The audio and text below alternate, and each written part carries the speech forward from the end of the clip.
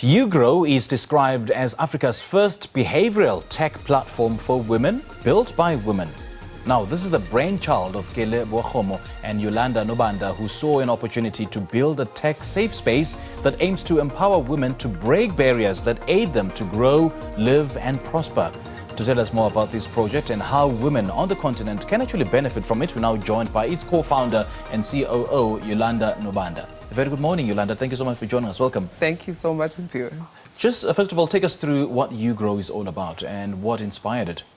So Yugrow I would describe as an experience, a personal transformation experience that says, how can you get supported to truly achieve the growth that you desire? Okay. And as for the inspiration, we are women, we've operated in organizations, we've operated in business, and we built something that we wish existed as we were navigating our careers. And how did you and Kele identify that there was actually such a gap in the market for women in this space? I think it's the actual lived experience to say that as a woman operating in organizations, always feeling a sense of, I wish I had something that could support me so that I am less doubtful of myself, so that I feel like I'm not alone as I'm navigating these challenges. Sometimes you have moments where you think, am I experiencing this by myself? Is this the right next step for me to take? And can I talk to somebody who's actually gone on this journey themselves to maybe guide me along the way? So it was really built from saying, this is a gap that we experienced as we navigated our careers and we wish existed. But then we, of course, went and validated through research with women across the African continent to say, is this something that we imagine? Is this just us? And really validated that it is the lived experience of women. Let's now get to the bolts and the nuts and the technicalities of this platform. How does it work?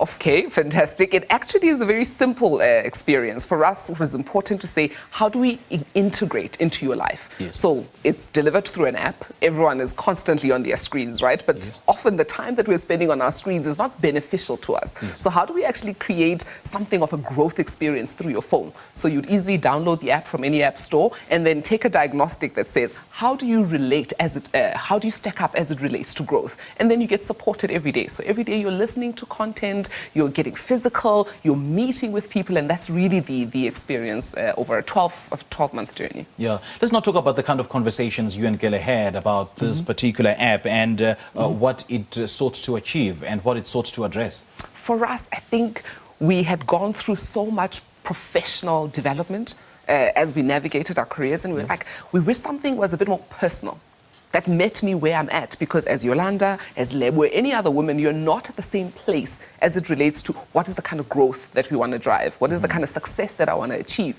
So how do we then, we thought about, how do we build something that meets women where they're at, and different kinds of women, but then actively really help them to track their changes, to really get that behavior change and achieve the success that we know and they know that they can achieve, is really the conversation that we obsessed about. And we said, how can we build a business for scale? Because that's the other thing, to say technology to us, we believe, is the ultimate equalizer. So if you've got technology, how do we use it for good, and how do we scale this and have as many women have this application on their palms?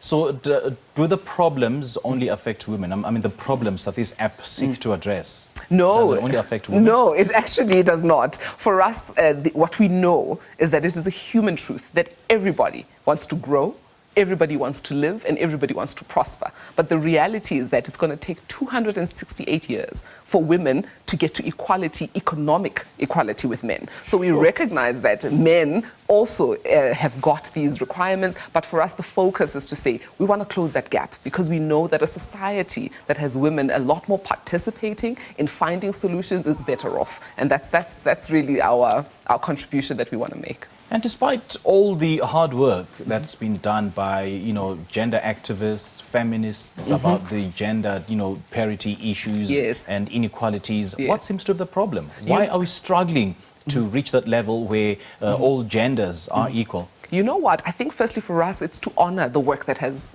come up to date in terms of policy and also kind of the advocacy work. All of it does contribute somewhat. And we know that change is not an overnight thing. It's not an event, right? It's exponential. So you will find that the agency that we have now to do and start a business of this nature is also building from the work that other people have done. So our belief is that it's going to take all hands on deck. We've got to tackle it from all angles, and everyone is doing things at a societal or institutional level. But for us, the angle that we really believe is going to be quite transformative and really kind of make that shift is to deal with the individual. Because no one is with you as a woman when you're sitting there and you're having a thought that is limiting. If you're doubting yourself, if you're feeling like you don't belong in a certain room, if you're unsure about how to get out of your comfort zone, those are things that no one can do for you, but you've got to do that work internally. So for us, we're saying Yugrow is contributing to this important work that's already going on, but we're tackling it from an internal barriers perspective. And through this app, Yolanda, what have you found to be the leading issue that affects women? The leading issue, I think there's many, right? So there is the external, like I've stated, around the institutional, societal, things that women will experience and have expectations from society. But the bigger ones are really the internal ones, that we ourselves sometimes are even unaware that I don't get out of my comfort zone, perhaps, that I don't take risks, that I perhaps hold myself back are some of the things, that I don't have the resilience perhaps, that I'm burnt out are some of the factors that we find lead women either to leaving their organizations, their jobs, lead women to actually not starting their own businesses and really contributing significantly. And those are the things that we say, let's address those because we know that women can make a significant impact in society. And on an individual level, is it correct to assume that women are sort of subjecting themselves to these, this patriarchy? Say, for instance, in the boardroom and in the home, there's always issues around, the belittling of women. And women, some women seem to be okay with that. Is that a fair assessment?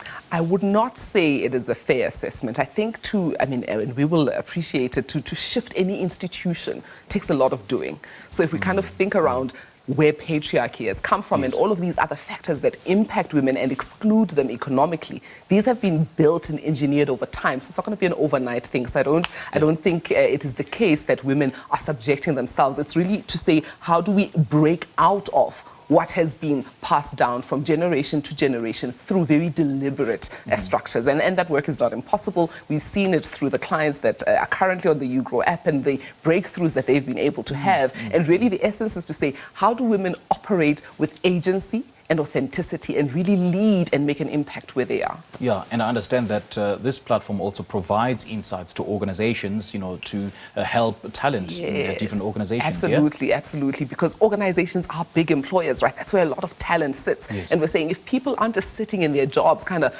clicking and doing the next thing that they have to do, but really operating with purpose, then you're better for it as an organization. So what we do for organizations is say, let's give you sight or insight on what's happening with the talent, the female talent in your organization, so that you know how to respond, because the needs of women and men are different. So how do we actually support organizations to really retain these women? Because again, there's like a 4.2% drop in female hires, women are leaving, there's quiet quitting, there's all of these things that are impacting the workplace and a big loss of female talent, which is a real shame because we know diverse organizations far outperform organizations that are not transformed. And there's this issue of the pull-her-down syndrome, especially women against other women. Why is that? I mean, there's issues of... I mean, we also cannot turn a blind eye into the politics of the country. Say, for instance, the ruling party, the ANC, none of the presidential contenders are women. And they've been... These men that have been nominated by other women. So it's sort of a pull-her-down syndrome. Why aren't women supporting each other? I would also, simply not say that is a fair statement. Certainly, that's not the hypothesis that we operate from as Yugrow. Some of the structures that we have within the program is a peer support, a tribe, where women actually get together to truly support one another, to say, how can I make sure that I contribute to your success, and really building a critical mass of that. If we talk about the politics or the reality of even organizations, why are there few female CEOs and so on? I think what organizations have typically done is to bet on a few women. And for us as Yugrow, we say to businesses, how can you not build, or how can we support you to build a critical mass of women who then say, if you are now thinking the next CEO or the next whatever significant role, you've got a wider base to pull from because the talent is there. It is just that the structures that exist in certain organizations or institutions make it very difficult to pull those people out. So I think for us, we really tackle it from a different perspective that says, we know that the peer support is there. Women do want to support one another, quite the contrary. And in order for us to start seeing those women leaders in all spaces, politics, business, entrepreneurship, we've got to start building that pipeline. And it starts with that step of how women can unlock themselves, firstly. You provide very, very insightful insights. And I know that this cannot be confined to women only. I know that men can also benefit a thing or two from such insights. Absolutely, absolutely. We're saying it is a human need. But listen, Yes. 268 years, that's a big challenge to set for ourselves. And we're going to focus there for the time being. Yolanda, great chatting to you. Thank you so much. Thank you. That's the co-founder and COO of Yugrow, Yolanda Nobanda, and we've been chatting to her about their digital platform that's described as Africa's first behavioural tech platform for women, built by women.